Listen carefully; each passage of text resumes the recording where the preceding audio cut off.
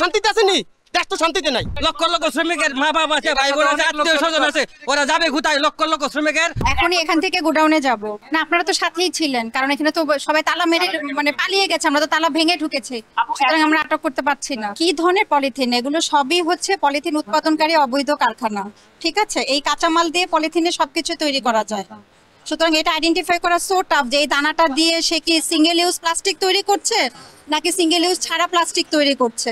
সে কারখানাগুলো যেহেতু অবৈধ, এদের কোনো ছাড়পত্র নাই, কোনো কিছু নাই, আমাদের দৃষ্টিতে এটা অবৈধ কারখানা এবং আমরা তাদেরকে ব্যাপকভাবে এর আগেও সচেতন করেছি। 1 নভেম্বর থেকে নিষিদ্ধ, 30 নভেম্বর পর্যন্ত আমরা এসে তাদেরকে মানে বুঝিয়ে গেছি তো 1 নভেম্বর থেকে তারা এই উৎপাদন প্রতিষ্ঠানগুলো বন্ধ রাখে।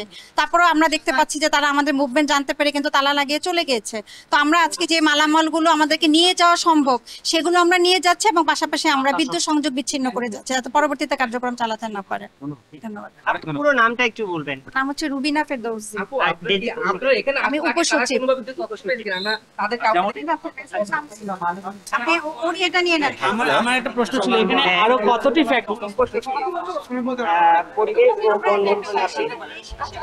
অভিযান শেষে বলি এটা বন্ধ করে, এটার বিকল্পটা কি? বিকল্পটা দিয়ে তারপর আপনারা বন্ধ করেন। আর যেই কারখানাটা আজকে আপনারা অভিযান করছেন, কারখানাটা বন্ধ, এই কারখানাটা কেন রেট হবে?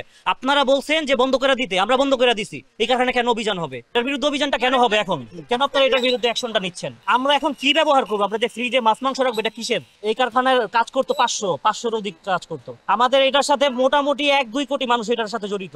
আপনারা এই লোকগুলারে কি করবেন?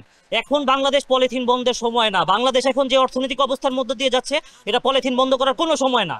আপনারা পলিথিন বন্ধ কেন করবেন? আপনারা একটা বিকল্প করেন, পলিথিন আপনি সাইড হয়ে যাবে। আমি এই পলিথিনের একজন ওয়ার্কার। আপনারা পলিথিন বন্ধ করে দিবেন, কোনো সমস্যা নাই, বন্ধ করে দেন, কিন্তু লক্ষ লক্ষ যে শ্রমিক আছে ওদের কর্মসংস্থান বন্ধ করে তারপরে আপনারা এটার ব্যবস্থা করেন। লক্ষ লক্ষ শ্রমিকের মা বাবা আছে, ভাই বোন আছে, আত্মীয় স্বজন আছে, ওরা যাবে কোথায়? লক্ষ লক্ষ শ্রমিকের কর্মসংস্থান ব্যবহার করে তারপর আপনারা বন্ধ করেন, যেমন তা করেন। হাজার হাজার শ্রমিক, লক্ষ লক্ষ শ্রমিকের মনে পেটে লাথি দেওয়ার মানে আপনারা ঘুরতে আসছেন সবাই মিলে।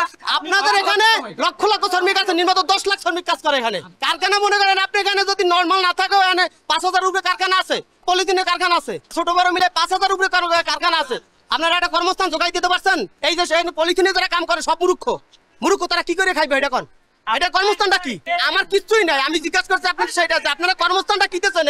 এই গরিবের কি কর্মস্থানটা দিতেছেন? আপনারা দিতে পারছেন? গরিবের কর্মস্থানটা ধ্বংস করতেছেন কি জন্য? বাংলাদেশে ক্ষুদ্র ব্যবসায়িক জায়গা আপনারা কেমন ধ্বংস করতেছেন? আপনারা কোনো কিছু করতে পারতেছেন না। আপনারা হইলে এই যে পলিথিন, দেশ শান্তিতে আছে, দেশ শান্তিতে আসেনি, দেশ তো শান্তিতে নাই। আপনার পুরো শরীরে ব্যথা, আপনি কানের গোড়ায় একটা পট্টি লাগান, তাই আপনি পুরো শরীরে ব্যথা ইয়া নেই।